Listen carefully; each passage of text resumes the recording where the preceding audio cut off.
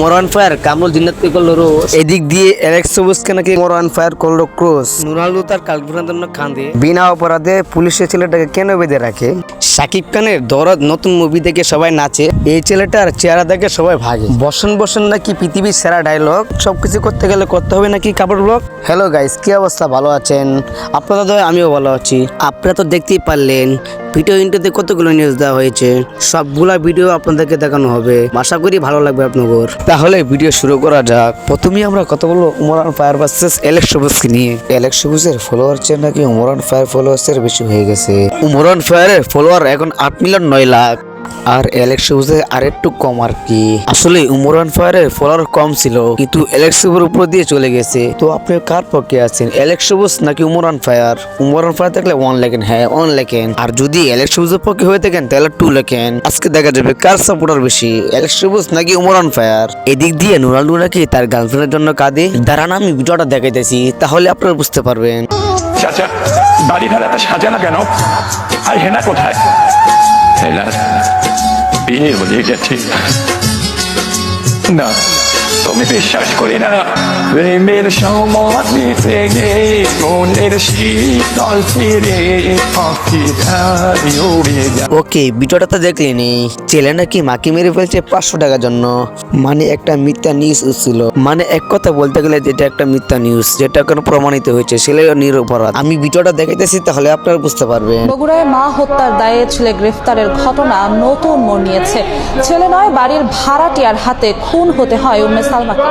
ওকে, ভিডিওটা তো দেখলেনি, আশা করি আপনারা বুঝতে পারছেন ছেলেটা নিরপরাধ। এই নিয়ে টিকটকে অনেক ভিডিও বানাইছে, খাইরুল অনিস্টারে একটা ভিডিও বানাইছে, দাঁড়ান আমি দেখাইতেছি, দেখেন। আবারও প্রমাণ হলো কতটা মূর্খ আমরা এ জাতি। ভালো করে তদন্ত না নিয়ে মায়ের খুনের দায়ে ছেলেটাকে বানালাম দোষী। আজ নিজেকে বড্ড বড় অপরাধী মনে হচ্ছে, কারণ ছেলেটার বিরুদ্ধে আমরাও করেছি প্রতিবাদ। ওই নিউজটা শোনার পর থেকে ঘুমাতে পারেনি সারা রাত। এভাবে যদি চলতে থাকে আইনের প্রতি মানুষের আস্থা হারাবে, টিভি নিউজের প্রতি মানুষের জমে যাবে কিনা। ঘরের ছেলেটার আর ঘরে মিললো না ঠাই, পুরো জাতি আজ অপরাধী।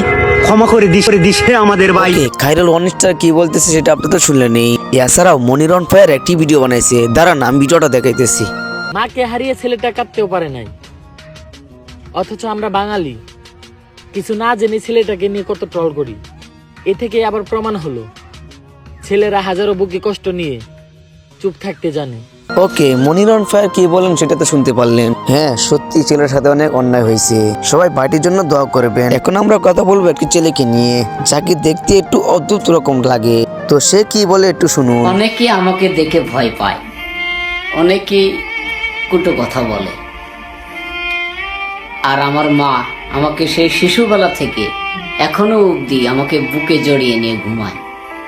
আমার মায়ের কাছে আমি ভিডিওটা তো দেখলেনি, আসলে সে টিকটকে ভিডিও বানায়, আর সেখানে টিকটকে সবাই কমেন্ট করে বলে আপনাকে তো ভয় লাগে, তাই সে ভিডিওটা বানাইছে।